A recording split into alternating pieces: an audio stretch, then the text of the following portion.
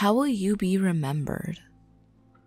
I'm not asking what worthwhile things you'll do in your life, nor do I care by whom you'll be admired, respected, or even loved. I'm asking how you'll be remembered, how your descendants will learn about you. Far too many of us, though we may live lives worth remembering, won't be remembered at all. We keep no journals, no records, and once we and those who knew us pass, our only lingering mark in this world will be a small rock on a small plot of land in our local cemetery. My grandfather, Thomas Alexander Burns, passed away 2 weeks ago. Though his body now rests in the frozen earth, he will be remembered.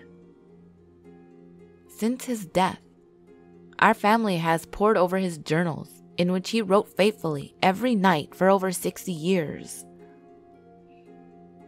In these writings, we have found evidence of things we already knew, that Grandpa Tom was a truly loving husband, devoted father, brave soldier, hard worker, and all-over great man.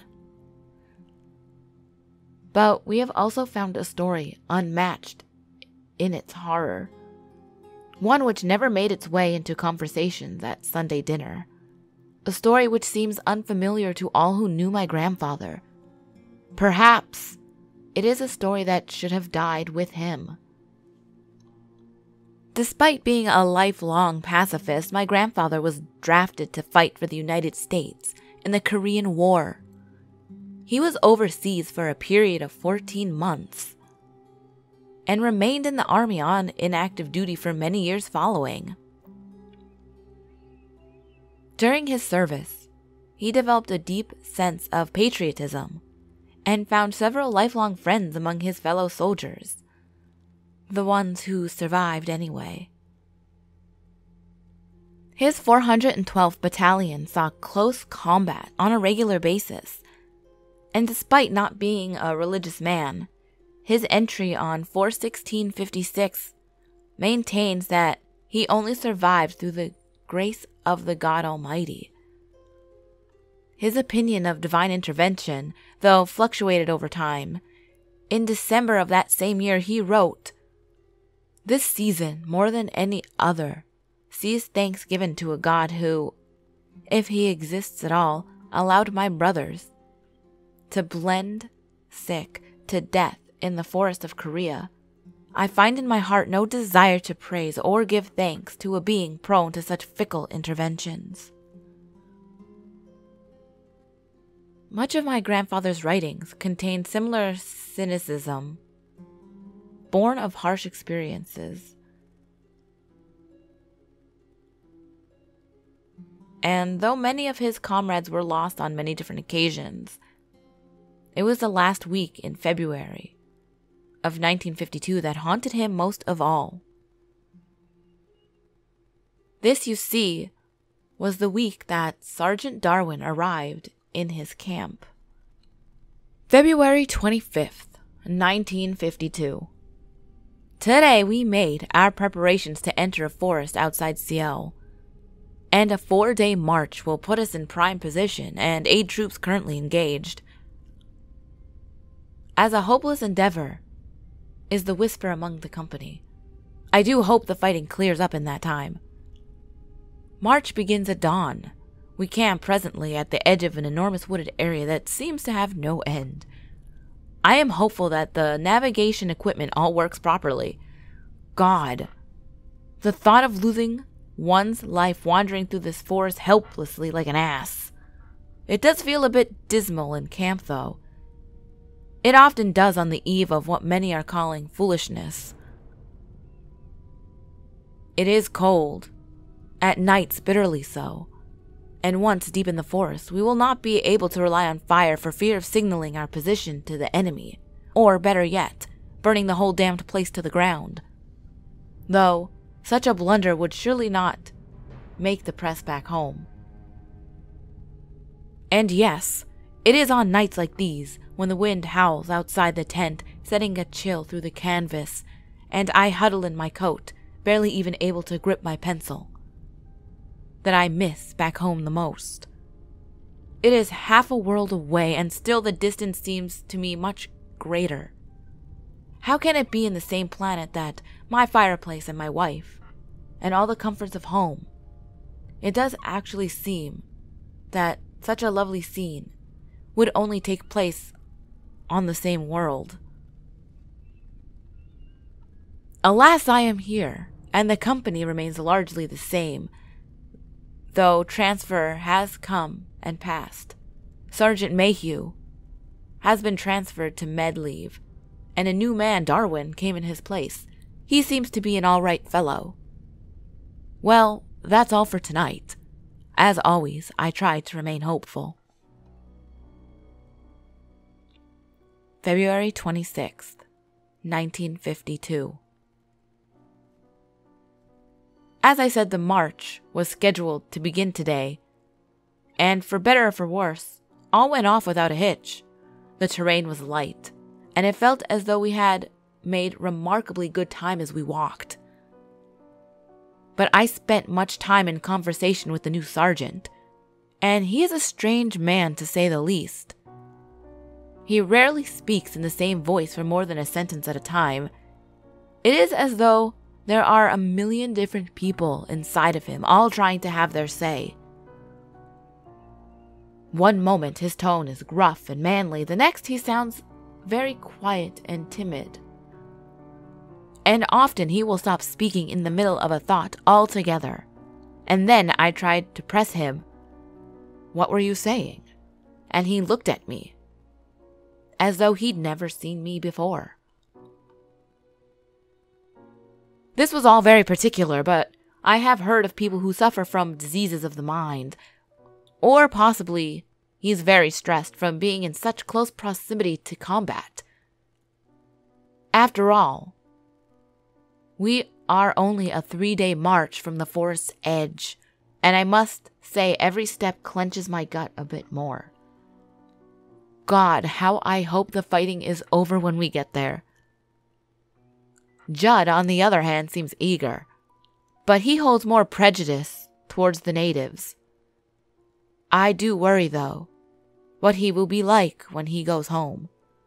I have heard of men who are never the same, and even violent after they see extant combat. Excuse me, I must borrow another pencil from the bunkmate, as this one is now to the nub.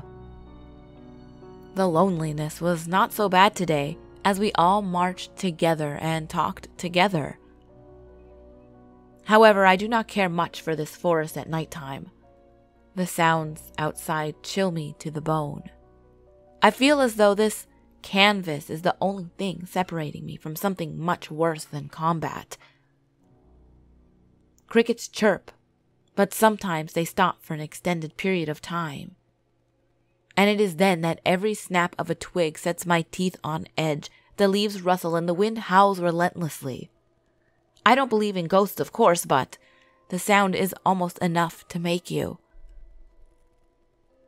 Anyway, it seems that Xavier is gone to bed, and the rest are on their way, so I will bid farewell for now. Good night, Tom. February 26th, 1952. Death visited our camp, and now I am terribly frightened to sleep. Even though we are keeping watch vigorously, I myself am of the opinion that this madness has come from within our own camp. Otherwise, why are we all not dead? I awoke earlier than usual this morning to a great commotion from another tent. We all rushed outside to see what was the matter, and many were huddled around the tent with grave and panicked expressions on their face. As Judd and I approached closer, we saw the same of the men were weeping. It had just begun to get light out, and the sun was not yet visible. Finally, we forced our way through the crowd to look into the tent. 3 of the 5 cots held dead men. throats cut deeply and blood pooled on the bottom of the tent. Both of the living soldiers were being dragged away by the MPs to be taken under questioning, no doubt, although I would not expect this of either of them.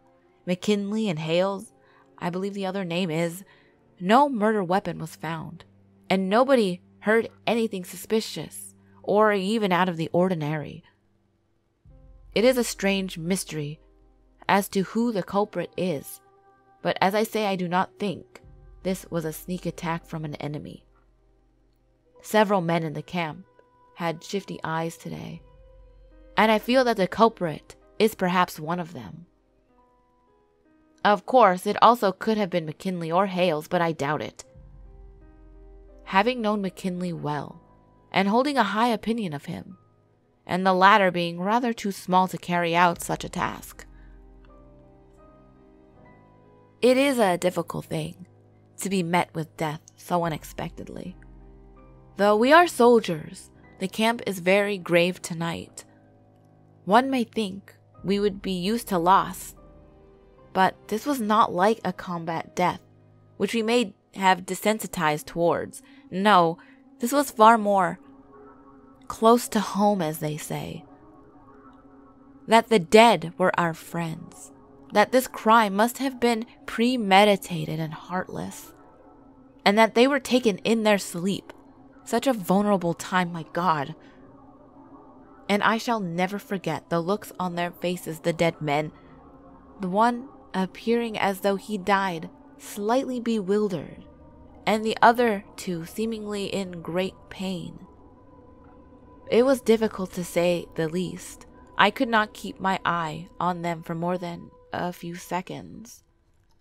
Still, one wonders how they did not wake their bunkmate in whatever struggle must have ensued. The men had been dead for hours, I am told, before they were discovered. Perhaps that does give credence to the suspicions that McKinley or Hales were behind it all, or perhaps both of them. They are still in the MP's custody, so that is clearly an indication that they are the prime suspects. Again, though, my gut tells me that it was not them. Meanwhile, I must now attempt to fall asleep. Not much marching done today, as one can imagine under the circumstances. I fear we'll have to make up the time tomorrow. Good night. February 27th, 1952. Not much to report today. Still no word on the crimes of yesterday. Utterly exhausted. 17 hours of marching with barely even a rest. Good night. February 28th, 1952. There is no journal entry for February 28th, 1952. As best as my family can tell, this is the only day Grandpa Tom ever missed. Before I transcribe Grandpa Tom's journal entry from the leap day of 1952, I feel the need to add a bit of a disclaimer. The official military record of this incident attributed to the deaths of 54 soldiers to an explosive malfunction. The report seems almost intentionally vague. Still, given this, I might have been inclined to doubt my grandfather's version of the events until I spoke to other surviving members of this battalion at his funeral. Their stories corroborated with his, some even volunteering details from his journal that I hadn't mentioned to them. This, combined with my grandfather's lifelong displays of honesty and sanity, lead me to believe that the official record is for some reason incorrect. I am almost certain that the following events happened exactly the way my Grandpa Tom said. February 29th, 1952. We are no longer on our march. In fact, tomorrow morning, I will be headed back to the States. Or so they tell me. Right now, I am writing from a military hospital bed somewhere in Korea. I don't know where exactly. I have been injured, but not too badly. an account of which follows. Yesterday, things happened that I feel ill-equipped to explain, much less put into writing. But I shall try. Because what is the point of journaling if the extraordinary is not logged, while the ordinary is? I hope to not revisit this memory much in the future, but feel it is important to give a full testament on these pages tonight. Yesterday night, at 9:30, darkness had fallen, and the only sound came from a few muttered voices throughout the camp. Until, all of a sudden, an anguished scream rang out, cries for help scattered with agonizing sobs which sounded to be coming from more than one person. It all began so fast. I had my journal in my hand and was preparing to write my entry for that day, but this sound. Judd, Vinnick, and I fled from our tent and were met by a horrifying sight. One of the tents at our far end of the camp was ablaze, and the screams were coming from inside. The light from the flame illuminated the silhouettes through the tent's canvas, 4 men writhing in agony.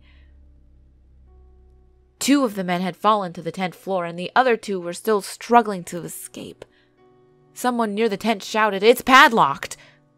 apparently in reference to the zipper that would have given my trapped comrades an escape. Instead, one of them cut open the canvas of the tent with a knife. But as the 2 remaining men spilled out of the tent, screaming and sobbing, it became apparent to all watching that they would not survive. Though they were utterly engulfed in the flames, and their human forms were barely even distinguishable, their screams could be easily heard over the roar of the fire. My stomach sunk unimaginably when one of the men shouted that his eyes were melting. All while Sergeant Darwin, whom I mentioned a few days ago, was standing near the tent, wearing an expression of utter glee, as though it were Christmas morning and he were a young child full of excitement. It didn't take long before someone's flashlight beam caught him, and besides that awful smile, it was discovered that he was holding a nearly empty can of gasoline supply. One soldier, I think it was Wilcox, made to apprehend him when Sergeant Darwin pulled from his pocket a large buck knife. Darwin grabbed, I think, Wilcox's throat with one hand and with the other sliced a mortal wound through his belly. A few of his guts poked out, probably his intestines, and he began to gurgle out blood as he fell to the ground. It was then that a shot rang out from my left side. Judd had fired at Darwin, striking him in the nose directly. He staggered backwards, brains and blood slopping out what was left of his face, and he too fell to the ground. Despite the horrors of what happened so far, it was then that reality appeared to fail. Just seconds after firing the shot that killed the sergeant, Judd gasped as a sharp intake of air from next to me. I turned and looked down in horror to see a tent pole stuck through his midsection, one end of it shining red in the moonlight and the other end of it being held, as utterly insane as I know this sounds, by Sergeant Darwin, though I had just seen him die with my own eyes. I backed away, frightened from the murderer of my dear friend, but not before Darwin swung his buck knife at me, cutting the inside of my left arm, which I held up to protect myself, and damaging an artery. But then Darwin was again felled by several rounds to the back from Hales, who had previously been a suspect in the killings, and as he fell he smiled at me with a look of pure joy, perhaps the most lingering image of the whole ordeal. I cannot chase it from my mind. I could not yet turn my attention to Judd, who lay dying on the ground, however, because yet another Sergeant Darwin appeared behind Hales and hacked into his neck with a hatchet. The axe cut about halfway through Hale's throat, and he clutched it. And while he clutched it, he began to cough uncontrollably, and blood sprayed from beneath his hands, and also his mouth and nose. Darwin then swung the hatchet at the chest of another soldier, and I could clearly hear his ribcage breaking as it made impact. By this point, I am not sure how long before, the entire camp was in a frenzy. Many of us lie dead on the ground. I still am not sure exactly how many, but screams were echoing from everywhere. I paused to wrap my shirt around my now profusely bleeding arm, yet all the while looking around me, I could see at least 5 different Sergeant Darwins hacking away at my comrades or otherwise mutilating them. 2 of them had tied down our commanding officer, Captain Frick, and were in the process of soaking him in gasoline. I saw him moments later, on his hands and knees as he burned alive. I do not remember much of what happened from this point until our escape, as I had lost a fair amount of blood. But I am told eventually my surviving comrades managed to kill the remaining sergeants.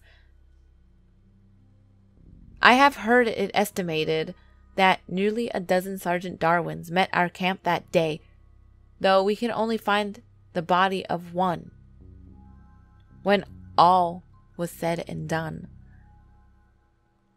I cannot begin to fathom what kind of sorcery or magic or devilry our camp fell victim to last night. It was McKinley, at one point the prime suspect of the first deaths, that had saved the day, and in his heroism led our survivors, wounded and all, to a place where he could radio for a rescue team. My grandfather's entry from February 29th, 1952 continues for several more pages, detailing the rescue efforts, and then some rambling thoughts on the events of that night. But I find little, if any, reason to doubt his version of the events, as the multiple Sergeant Darwins were corroborated by several of his fellow soldiers independently. Like Grandpa Tom, I cannot begin to fathom how such a thing could happen. Though I am beyond grateful for the rest of his journal entries, this is truly a story I wish I had never heard. Since reading it, I've often found my dreams haunted by burning soldiers and agonizing screams, and by the depraved grin on that culprit's face as he fell, dead, at my grandfather's feet. But perhaps its most insidious effect has been how I remember my grandfather now. For although the memories of bouncing on his knee and the health food smell of his house still linger, they're tainted by the terrible tale of Sergeant Darwin. So, how will you be remembered? That's for you to decide, of course, but if you have any stories like my grandfather's, perhaps you should keep them to yourself. Ghouls, I hope you enjoyed this relatively long story. I thought it was really interesting. I really liked reading like the journal entries and stuff, and it was hella creepy. So, question of the day. What the hell would you do if you were reading through, one of your deceased family members' journals and something just completely and utterly insane like this was in there? Would you be like, oh man, that's so sweet? Or would you be like, holy fuck, like, what am I gonna do now with my life? I would be intrigued, but also freaked out. And also I wouldn't be too surprised with the way my family is with the paranormal. But yeah, as always, ghouls, the last video will be on the top left. The next video will be on the bottom left. All my social medias are on the screen as well as in the description box below. And remember, there's always someone or something watching you.